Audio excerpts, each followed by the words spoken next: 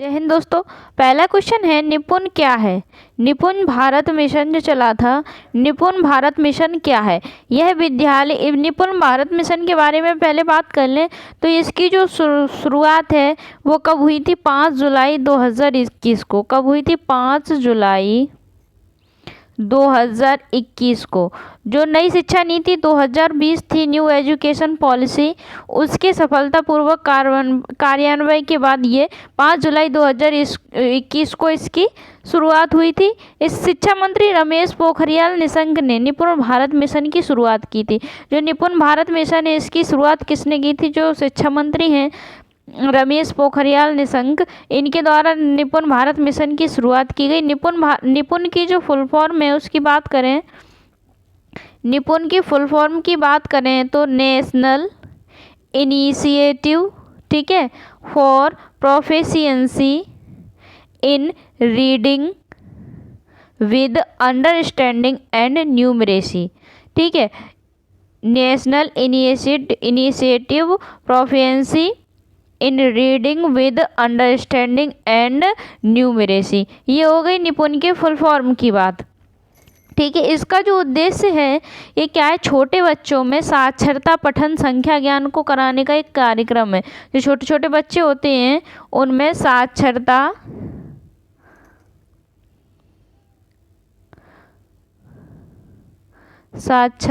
पठन और संख्या ज्ञान कराने का ये कार्यक्रम है, ठीक है। इसकी शुरुआत की बात करें तो 5 जुलाई 2021 को इसकी शुरुआत की गई। इसके उद्देश्य के बारे में, इसका जो निपुण का उद्देश्य है वो क्या है, 3 से 9 वर्ष की आयु वर्ग के बच्चों के लिए बच्चों की लर्निंग जरूरतों को पूरा करना। देश में प्रत्येक बच्चे के लिए अनिवार्य रूप से ग्रेड 3 के अंत तक मूलभूत साक्षरता और संख्यात्मक कौशल सुनिश्चित करना। स्कूली शिक्षा के मूलभूत वर्षों में बच्चों को पहुंच प्रदान करना और उन्हें बनाए रखना। शिक्षकों की क्षमताओं का विकास करना। ये निपुण के कुछ उद्देश्य थे। अब इस क्वेश्चन के ऑप्शनों को पढ़ लेते हैं। निपुण क्या है, यह विद्यालय बच्चों के लिए शिक्षा का कार्यक्रम है। यह विद्यालय के बहुत छोटे बच्चों में साक्षरता, पठन और संख्या ज्ञान का संपन्न कराने का कार्यक्रम है। यह विद्यालय के बहुत छोटे बच्चों में पठन और गणितीय कौशल विकसित करने का कार्यक्रम है। यह विद्यालय के बहुत छोटे बच्चों में देशभक्ति विकसित करने का कार्यक्रम है। अभी हमने बात क्या की थी कि 3 से 9 वर्ष की आयु वर्ग के बच्चों में लर्निंग की जरूरतों को पूरा करना और ग्रेड 3 के अंतर्गत साक्षरता और संख्यात्मक कौशल को सुनिश्चित करना। तो इसका जो राइट आंसर है वो क्या है, ऑप्शन नंबर बी। यह विद्यालय के बहुत छोटे बच्चों के में साक्षरता, पठन और संख्यात्मक ज्ञान को संपन्न करने का कार्यक्रम है। तो इसका जो राइट आंसर है ऑप्शन नंबर बी। फ्रेंड्स, अब तक आपने मेरे चैनल को सब्सक्राइब नहीं किया है तो सब्सक्राइब जरूर कर लेना। अगला क्वेश्चन है, आत्मविश्वास का समास विग्रह है। आत्मविश्वास का समास विग्रह है आत्म और विश्वास, आत्मा से विश्वास, आत्म का विश्वास, आत्म पर विश्वास। आत्मविश्वास का समास विग्रह क्या है, तो इसका जो राइट आंसर है वो क्या है, ऑप्शन नंबर डी, आत्मा पर विश्वास। इसका आत्मा पर विश्वास। आत्मविश्वास का मतलब क्या होता है, आत्मा पर विश्वास। इसमें क्या है, पर विभक्ति का लोप हुआ है, ये इसका समास विग्रह है, ठीक है। इसमें पर विभक्ति का लोप होकर के क्या बना है, आत्मविश्वास। और जिसमें विभक्ति का लोप होता है वो कौन सा समास होता है, तत्पुरुष समास। विभक्ति का लोप होता है वो कौन सा समास होता है, तत्पुरुष समास। ये तत्पुरुष समास है। और ये कौन सा तत्पुरुष समास है, तो अधिकरण। अधिकरण पर विभक्ति, अधिकरण कौन सा है, अधिकरण तत्पुरुष समास है। कौन सा है, अधिकरण तत्पुरुष समास। तत्पुरुष समास की बात करें तो इसका जो पूर्व पद होता है वो क्या होता है, गौण होता है। और जो उत्तर पद होता है वो क्या होता है, प्रधान होता है। उत्तर पद क्या होता है, प्रधान होता है। और पूर्व पद क्या होता है, गौण होता है। आत्मविश्वास, अपनी शक्ति की योग्यता पर विश्वास। तो फ्रेंड, इसका जो राइट आंसर है वो क्या है, ऑप्शन नंबर डी। अगला क्वेश्चन है, निम्नलिखित में से कौन सा शब्द भिन्न है? सर्वश्रेष्ठ, विद्यार्थी, मेधावी, डी। चारों ऑप्शनों में से बात करनी है कि आपको चारों में से कौन सा अलग है। तो इसका जो राइट आंसर है वो क्या है? ऑप्शन नंबर बी, विद्यार्थी अलग है। सर्वश्रेष्ठ, मेधावी, असाधारण, ये सब क्या है? एक दूसरे के समानार्थी हैं। ये तीनों क्या है? समानार्थी हैं। ये तीनों क्या है? समानार्थी हैं। तो अलग कौन सा है इसमें? क्या है? विद्यार्थी। तो आपका राइट आंसर क्या हो जाएगा? ऑप्शन नंबर बी आपका राइट आंसर हो जाएगा। अगला क्वेश्चन है, यथा समय से तात्पर्य है। यथा समय से समय के अनुसार, समय के आद, अचानक, समय से पहले। तो यथा समय का तात्पर्य क्या है? इसका मतलब क्या होता है? समय के अनुसार। इसका जो राइट आंसर है वो क्या हो जाएगा? ऑप्शन नंबर ए, समय के अनुसार। यथा आगे क्या है? अव्यय है। तो ये कौन सा समास है? अव्ययी भाव समास। ये कौन सा समास है? अव्ययी भाव समास है। कौन सा समास है? अव्ययी भाव समास है। तो इसका जो राइट आंसर है वो क्या है? ऑप्शन नंबर ए है। अगला क्वेश्चन है, भाषा के बारे में कौन सा कथन सही है? किसी बोली की कई भाषाएं हो सकती हैं। किसी बोली की कई भाषाएं हो सकती हैं, तो ये बात गलत है। किसी भी बोली की कई भाषाएं नहीं हो सकती हैं। ऑप्शन नंबर बी है जो बोली और भाषा एक ही है। क्या बोली और भाषा एक ही होती है? तो ये बात भी गलत है। बोली और भाषा एक नहीं होती है। ऑप्शन नंबर सी है, एक भाषा की कई बोलियां हो सकती हैं। ये बात बिल्कुल सही है। एक भाषा की, एक बोली की कई भाषाएं नहीं हो सकती, लेकिन एक भाषा की कई बोलियां हो सकती हैं। एक भाषा की कई बोलियां हो सकती हैं। तो इसका जो राइट आंसर है वो क्या है? ऑप्शन नंबर सी है। डी है, बोली और भाषा पारस्परिक रूप से बोधगम्य है। तो ऑप्शन नंबर इसका जो राइट आंसर है वो क्या है? ऑप्शन नंबर सी है। भाषा के अंदर कई बोलियां हो सकती हैं, लेकिन एक बोली के अंदर कई भाषाएं नहीं हो सकती। तो इसका जो राइट आंसर है वो क्या है? Option number C. भाषाओं की विभिन्न बोलियों में बोधगम्यता होती है। यहाँ बोल रहे हैं कि बोली और भाषा में पारंपरिक रूप से बोधगम्यता होती है, तो ये बात गलत है। भाषाओं की विभिन्न बोलियों में बोधगम्यता होती है। बोधगम्यता क्या होती है? कि एक भाषा के विभिन्न बोलियों बोलने वाले एक दूसरे को समझ लेते हैं, किंतु विभिन्न भाषाएं बोलने वाले एक दूसरे को समझ नहीं सकते। जैसे एग्जाम्पल की बात करें कि खड़ी बोली बोलने वाला ब्रज भाषा को आसानी से समझ लेगा, लेकिन अंग्रेजी का नहीं समझेगा। खड़ी भाषा को बोलने वाला ब्रज भाषा को समझ लेगा, लेकिन अंग्रेजी बोलने वाला ब्रज भाषा को नहीं समझेगा। तो इसका जो राइट आंसर है वो क्या है? Option number C. अगला क्वेश्चन है, विद्यालय का संधि विच्छेद है। विद्यालय का संधि विच्छेद है। तो इसका जो राइट आंसर है ऑप्शन नंबर ए है, बी है, सी है, डी है। तो विद्यालय का जो संधि विच्छेद है वो क्या है? Option number A, Vidya plus आलय। विद्या प्लस आलय, इसमें कौन सी संधि हो रही है? दीर्घ संधि। कौन सी संधि हो रही है? दीर्घ संधि। आ प्लस आ का मेल कौन सी संधि है? दीर्घ संधि। तो इसका जो राइट आंसर है वो क्या है? ऑप्शन नंबर ए है। अगला क्वेश्चन है, निम्नलिखित में से किसे ग्राह्य कौशल कहेंगे? किसे ग्राह्य कौशल कहेंगे? पठन और श्रवण को, पठन और वाचन को, लेखन और श्रवण को, लेखन और वाचन को ग्राह्य कौशल किसे कहेंगे? तो इसका जो राइट आंसर है वो क्या है? ऑप्शन नंबर ए है। पठन और श्रवण कैसे हैं? ग्राह्य कौशल, ग्रहणात्मक कौशल है। ठीक है, जो पठन और श्रवण है, किसी भी चीज़ को हम पढ़ करके उसका अर्थ को ग्रहण करते हैं। किसी भी चीज़ को पढ़ के हम उसको ग्रहण करते हैं। कोई भी बोल रहा है, उसकी सुनी हुई, उसकी बोलने वाले की बात को हम सुन करके क्या करते हैं? ग्रहण करते हैं। तो ये दोनों क्या है? पठन और श्रवण ग्रहण कौशल है।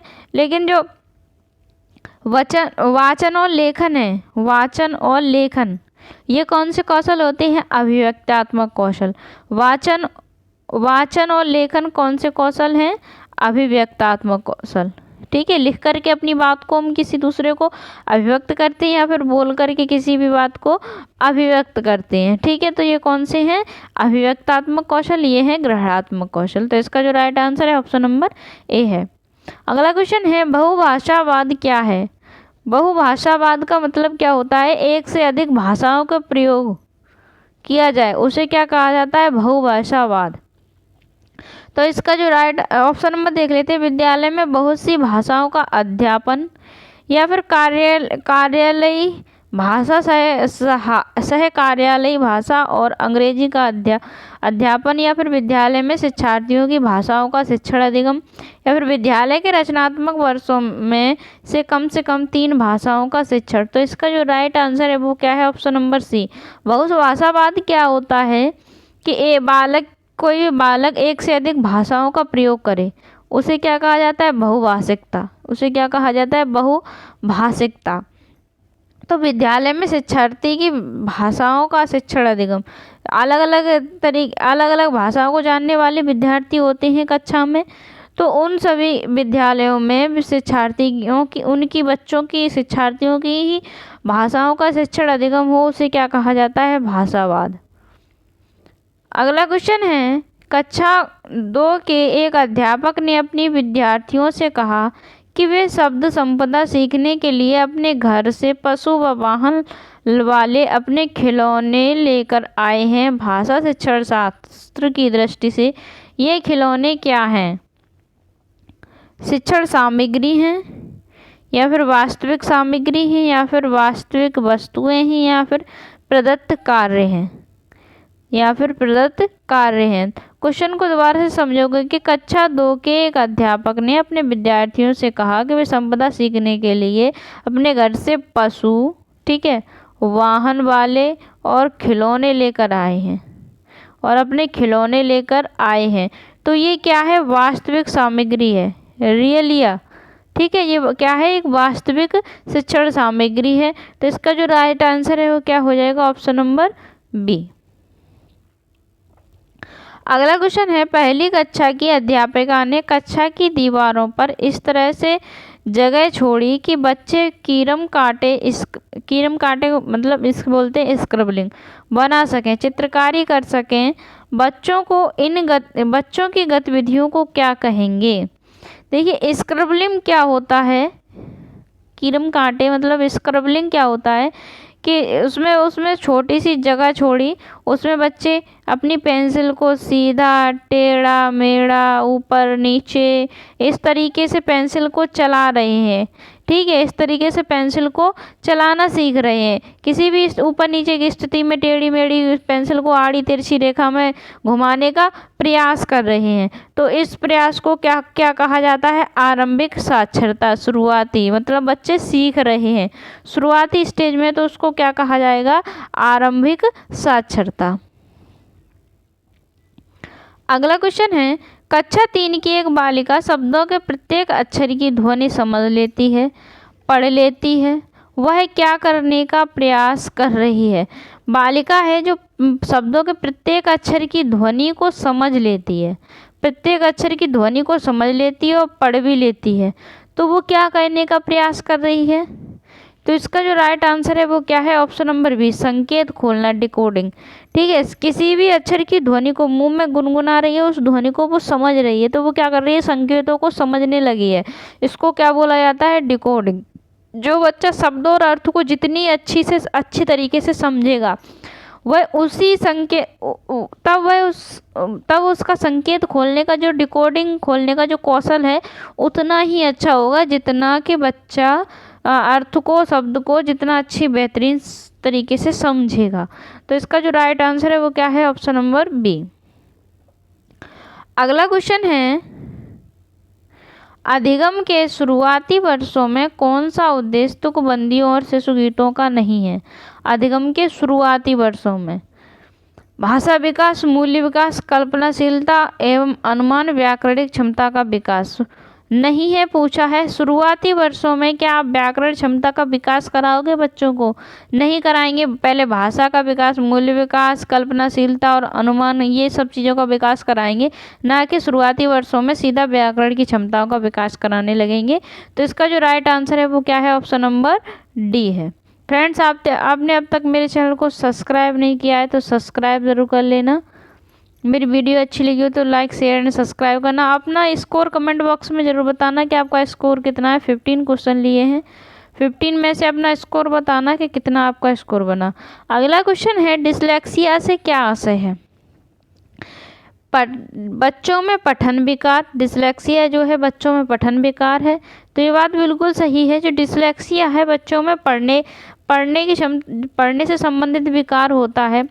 ऑप्शन नंबर बी है, संख्याएं कैसे लिखी जाती हैं समझने में समस्या का सामना करना होता है। ये लिखने से संबंधित जो विकार होता है वो कौन सा होता है? डिस्ग्राफिया होता है। सी ऑप्शन है, सूक्ष्म गत्यात्मक कौशलों के संचालन में समस्या, शिक्षार्थियों में एक समझ विकार। तो इसका जो राइट आंसर है वो क्या है? ऑप्शन नंबर ए, बच्चों में पठन विकार। इसमें बच्चों को किसी भी चीज़ को पढ़ने से संबंधित समस्याएं आती हैं, तो ये कौन सा विकार है? डिसलेक्सिया। ठीक है, तो जो राइट आंसर है ऑप्शन नंबर ए है। अगला क्वेश्चन है, अश्विनी कक्षा 5 में पढ़ता है। कक्षा 3 तक आते आते उसे अपनी मातृभाषा में पठन कौशलों का विकास हो चुका था।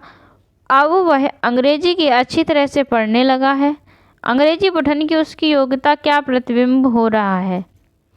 तो इसका जो राइट आंसर है वो क्या है? ऑप्शन नंबर डी, कौशल अंतरण। इस बार क्वेश्चन को समझ लेते कि मातृभाषा में पठन कौशलों का विकास हो चुका था तीसरी कक्षा में आने तक, और अब वह अंग्रेजी की अच्छी तरह से पढ़ने लगा है। अंग्रेजी भी अच्छी तरीके से पढ़ने लगा है। जो कौशल अंतरण होता है उसको हम समझेंगे। कौशल अंतरण क्या होता है? इसमें क्या होता है कि किसी भी विषय या किसी भी कार्य या किसी भी परिस्थिति में जो आपने ज्ञान अर्जित किया उसका आप उपयोग किसी दूसरे कार्य या विषय या फिर किसी भी परिस्थिति में, किसी भी विषय में, किसी भी कार्य में आपको उससे हेल्प मिल रही है, उससे सहायता मिल रही है, उसी को क्या कहा जाता है? कौशल अंतरण कहा जाता है। ठीक है, यहाँ पर आपने कोई चीज़ सीखी, जैसे साइकिल चलाने में आपने साइकिल चलाना सीखी है। साइकिल चलाने के बाद आपने मोटरसाइकिल चलाना सीखी। तो क्या आपने जो साइकिल चलाना शुरुआत में सीखी उसमें जो अंतरण हुआ, जो आपका जो ज्ञान है उसको आपने अपने ज्ञान को मोटरसाइकिल सीखने में लगाया, तो वो ये क्या है? कौशल अंतरण है। तो राइट आंसर आपका क्या है? ऑप्शन नंबर डी है। अगला क्वेश्चन है, एक अध्यापक विद्यालय शिक्षा के बुनियादी वर्षों में बच्चों को भाषा की कक्षा में शब्द समूहों, शिशुगीत, तुकबंदियों और छोटी छोटी कहानियों से परिचित करवाता है। वह भाषा अधिगम की किस उपागम का अनुसरण कर रहा है? तो वो किस उपागम का अनुसरण कर रहा है? तो ऑप्शन नंबर ए है, समग्र भाषा उपागम। तो यही इसका राइट आंसर है। कैसे आंसर है कि इसमें बच्चों को वाक्यों या फिर शब्दों को संदर्भ के साथ संपूर्णता में पढ़ने और समझने के लिए प्रोत्साहित किया जाता है। इसमें क्या कर रहा है कि जो शिक्षक है शब्द समूहों से सुगीत तुकबंदियों को, छोटी छोटी कहानियों को परिचित करवाता है। वह शब्द समूहों के साथ साथ उसको संपूर्णता का भी ज्ञान करवा रहा है। संपूर्णता में पढ़ने और समझाने के लिए भी प्रोत्साहित करता है। तो ये क्या है? समग्र भाषा उपागम। फ्रेंड्स, आपके 15 में से कितना स्कोर बना आप कमेंट बॉक्स में ज़रूर बताना। वीडियो कैसी लगी ये बताना। फिर चैनल को लाइक, शेयर एंड सब्सक्राइब करना। Thank you for watching.